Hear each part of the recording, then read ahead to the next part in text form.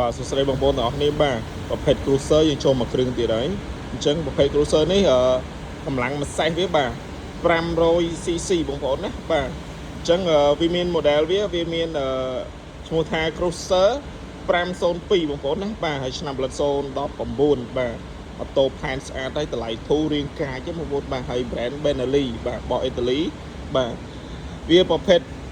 ABS បងប្អូនណាបាទហើយតតូនភ្លើងវាអែមបងប្អូនបាទភ្លឺច្បាស់បាទ LED មានបាទ RGB អីនៅនឹងទៀតបាទមួយ set ស្អាតមែនទែនបាទហើយរួចនេះslider បាទ dummy វាលយបាទស្អាតម៉ាស៊ីនអែមបាទម៉ាស៊ីន 500cc បងប្អូនណាបាទហើយប្រភេទមកទឹកស្លាកលេខបាទស្លាកលេខស្រីស្អាតទៀតបងប្អូនបាទ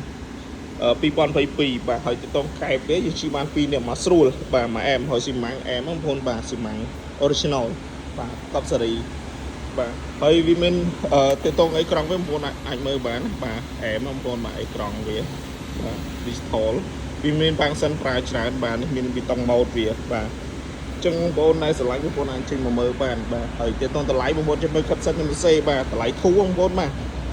តម្លៃខ្សែជាងបងប្អូនបាទខ្សែស្ដើងឯងអញ្ចឹងយើងអាចចរចាបានខ្លះទីទួយទៀតបាទ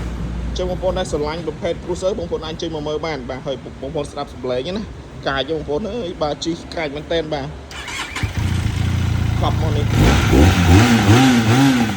អានេះអត់ហ៊ានរងខ្លាំងបងប្អូនភាសានៅក្នុងហាងបាទប្លង់បងប្អូនបាទអញ្ចឹងបងប្អូនដែលស្រឡាញ់ប្រភេទ cruiser បងប្អូនអាចចេញមកមើលបានរៀងកប់សេរីបងប្អូនបាទបាទតម្លៃធូរទៀតបងប្អូនបាទអញ្ចឹងអរគុណច្រើនបងប្អូនចង់មកលុះក៏បានចង់ទិញលុយសុទ្ធក៏បានវាយដូរសេរីក៏បានបាទអរគុណបាយបាយ